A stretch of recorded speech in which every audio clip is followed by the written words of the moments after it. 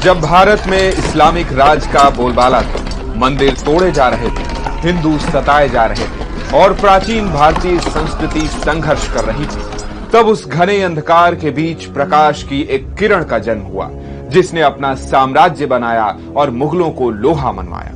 हम बात कर रहे हैं मराठा साम्राज्य की नींव रखने वाले छत्रपति शिवाजी महाराज की। के शिवनेरी किले में कठिन परिस्थितियों में 19 फरवरी 1630 को शिवाजी का जन्म हुआ। उनके पिता शाहजी राजे भोसले बीजापुर के शासक आदिल शाह के सेनापति थे, इसलिए उन्हें बीजापुर में रहना पड़ता था। उनकी गैर मौजूदगी में दादोजी कोंडादेव ने शिवाजी के अभिभावक के रूप में जिम्मेदारी निभाई। शिवाजी का बचपन काफी मुश्किलों भरा था। उन्हें बचपन में ही अपनी मां से अलग होना पड़ा। लेखक डॉक्टर भवन सिंह राणा अपनी किताब छत्रपति शिवाजी में लिखते हैं, मुगल शाहजी से नाराज थे। मुगलों का एक सरदार शाहजी राजे के परिवार को खोजते हुए जब शिवनेरी किले पर पहुंचने वाला था तो जीजाबाई ने शिवाजी को एक दासी के हाथों में सौंपकर खुद को बंदी बनवा लिया।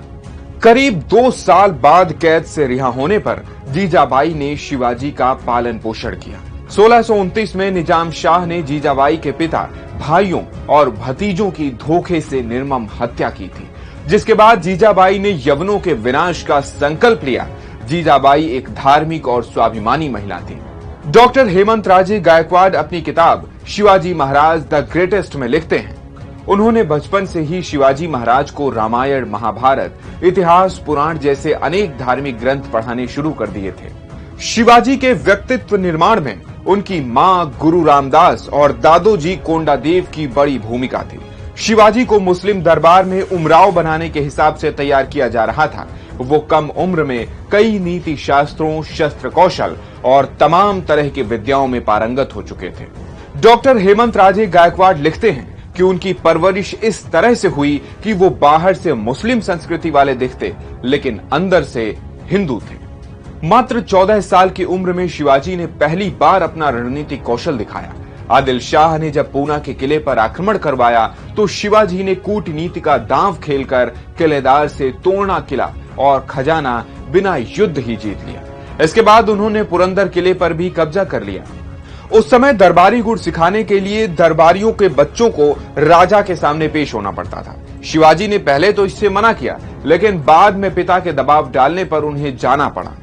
इतिहासकारों के मुताबिक आदिल शाह के सामने सिर झुकाना शिवाजी को मंजूर नहीं था।